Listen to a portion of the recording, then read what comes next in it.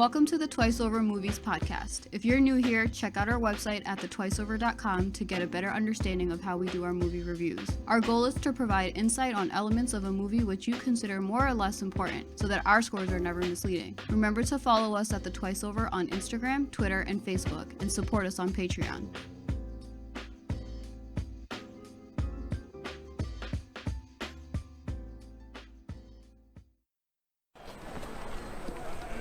No haisista ja oikein na muia ni hunaka. Kasaka wayu na ringo kana. Ya tus pirras en wayu. Allá en way muy tuyuica. Ara na wesi mai muis.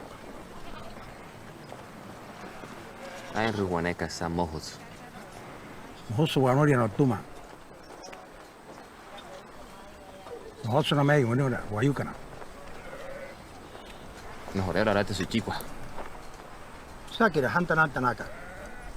Sakapus usanaka ari hunaka. Tutanaseca. Tapos guanepia.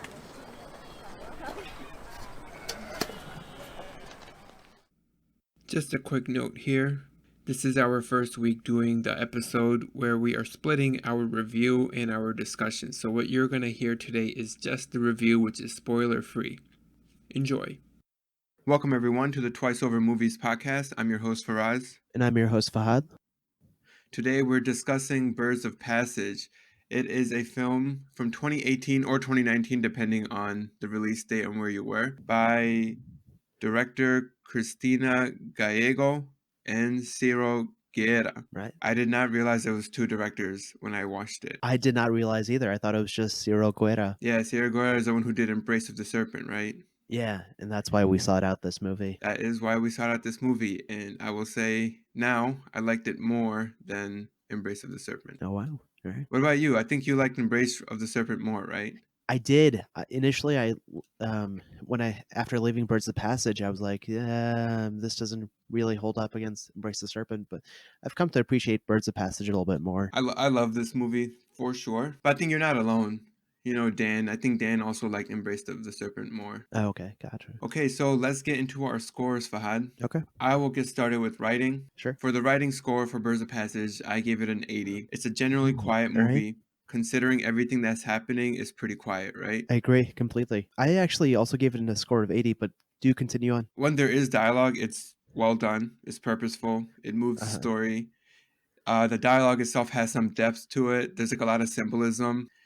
It almost alludes to something greater happening on in the background. Alludes to some mysticism and yeah. Like something beyond just like the worldly aspect of the story. Mm-hmm. But at the same time, I found the dialogue to be confusing at like some places. But that could just be because, you know, we're talking about a huge cultural and language gap between like me specifically, the viewer, in the movie. I felt the same way. The cultural gap that you're referring to, I don't know. I've been exposed to a little bit of the same stuff, I guess. There's a great book by Gabriel Marquez. I'm butchering his name now. It's 100 Years of Solitude. It deals with a lot of the same themes, and it's based in also Colombia, dealing with the same themes, maybe about the same people.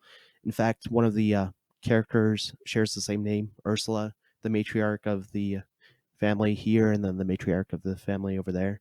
So my writing score, I also gave it an 80. I thought the dialogue was efficient and it conveyed everything that needed to be said. It mostly focused, the dialogue, it focused on advancing the plot.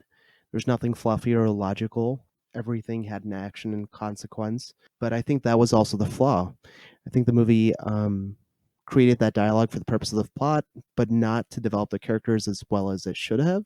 And I think the viewer me and you would have enjoyed the movie more if we had been connected more to the characters. Yeah, I kind of agree with you there. There's only maybe two characters that they focus on, which would be Ursula, like you mentioned, and then Raphael. Otherwise, there's very little development of any character or even introspection of what those characters might be going through. Yeah, I think the movie was as a whole just focused on the overall effects to the family, the people. All right, so let's move on to the next category.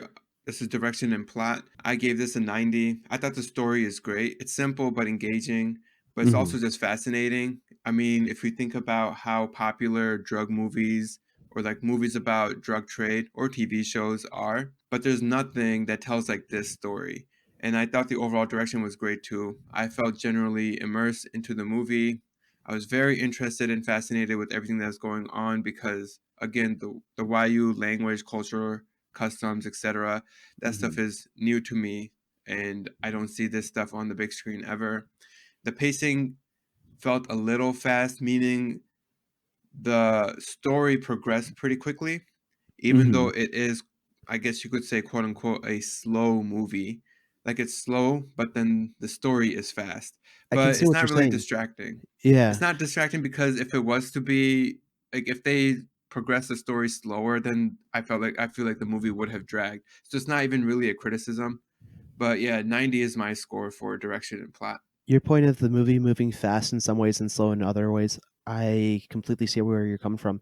Fast in the sense that every action had a consequence. The movie moved predictably and quickly through like different things, right? And there was nothing wasted.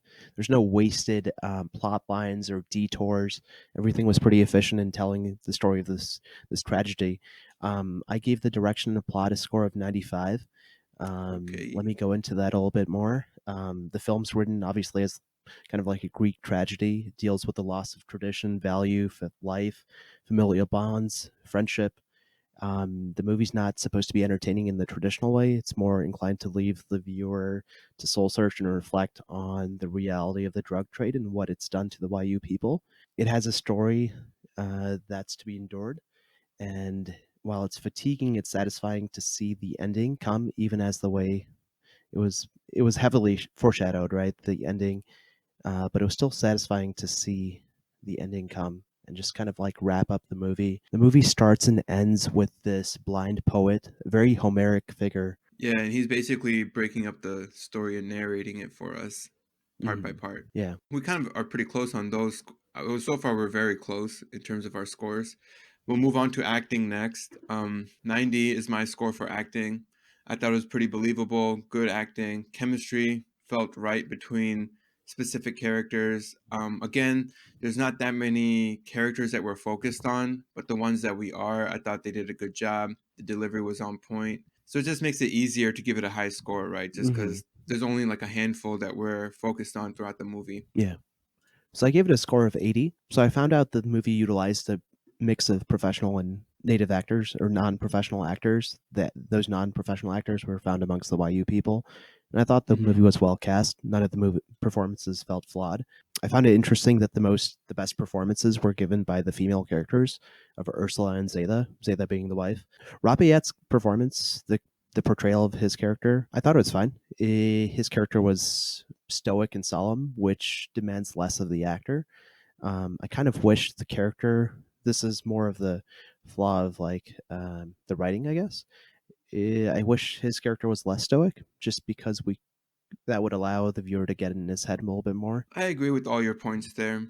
I also agree that the female actors were definitely more, yeah, I guess because they weren't stoic and they actually had to like convey emotion. Hmm. I mean, I would say they were probably the better actors in the film as well. But I don't know if I agree with Raphael not being stoic. Like him being stoic is like Hmm. what it's like super integral to what the story or the plot is of the movie. For Yeah. things to occur that the way they occur, he kind of Hmm. has to be that guy. Yeah, he does. Okay, so I just liked it a little more than you. Now, next category. I kind of changed this around. I think this will be the first episode where I didn't even tell you that I changed it, but it's sound and cinematography instead of photography and cinematography. Ooh. Because I Okay. needed to put in sound somewhere. I Okay. think generally this is where we have been putting it, especially for like when me and Farin did a musical like La La Land. Like we Yeah. kind of put it under this category. I guess because So it's more technical. This category. yeah, it's a technical thing, and all like the way we're rating it too, like pleasant to see, purposeful, distraction, consistent, like that also all applies to sound as well, right? Like pleasant to hear instead of see, but Hmm. then Yeah. purposeful, distracting, or consistent. I didn't notice too much about sound in this movie. Oh, you didn't? No. Well, so the first time watching it when we watched it at the film festival, I can't say I did, Uh huh. but this time around I definitely did. And I give it a score of 100. It is the Wow. high score Yeah. for this movie in any category. I love the visuals. The music, the shots, the colors, everything about it. I can't think of any criticism, really. And this category alone is like why I think this movie is worth watching, because the art that goes into the filmmaking is just spectacular, and it's just amazing to me. I agree with all your points. I gave it a score not too far behind you. I gave it a score of 95. Thought Nice. the movie did everything well, like you said. It took full advantage of the Wahiran Desert, in which it takes place. All the scenes were vibrant and colorful. Even in situations where they weren't supposed to, they introduced a lot of colorful clothing and made it nice and pleasant to see. And it contrasted greatly against the desert colors. I just wanted to mention one scene which I was one of my favorite.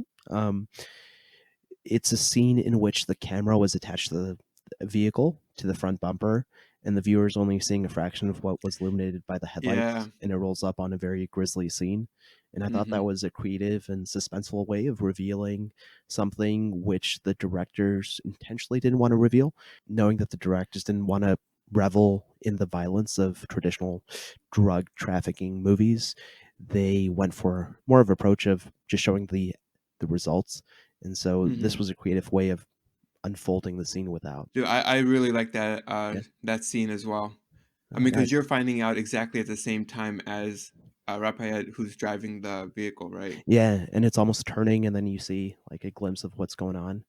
Yeah. Yeah. All right. So last category, themes and motifs. I think this is a strong suit of the movie as well. 95 is my score. Hmm. There's some themes that you might expect from a movie about like the drug trade, like you have money, power, and loyalty and stuff. But then you also have the other aspect, which I thought was much more fascinating. The struggle between modernity and tradition and how it can cause internal strife within a community and even within the individual themselves. It's a large part of what this film is about, and it's presented and done very well. All right. So I gave it a score of 95. All Um, right. so I think we agree on all categories besides I think acting. So I Yeah, thought the film, everything's yeah, within 5 except acting, which is within 10. So, yeah.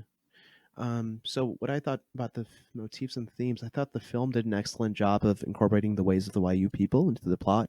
It almost the ways of the YU people almost serves as a as the downfall of their ambition. It shows how thoroughly incompatible capitalism is to these people, since most of their traditions are focused on honor, respect, devotion to the family. So their actions are consistent in their ways, yet it's incompatible if they're trying to build up this drug empire. I thought YU mysticism was used to in a very great way to foreshadow those little details of the birds coming in, um, mhm. other little details thrown in. There was a little bit of magical realism incorporated into this movie. Yep, I agree with you. Once again, just a reminder that this was just a review episode. The discussion will be available next week on Thursday. Thanks for listening to this production of The Twice Over. If you haven't already, subscribe and follow wherever you get your podcast, and remember to support us on Patreon or by sharing the podcast with a friend. Feel free to contact us on Instagram, Twitter, or Facebook at The Twice Over, or email us at comments@thetwiceover.com. All of the music you heard is from Amerigo Gazaway. Check him out on Bandcamp and Spotify.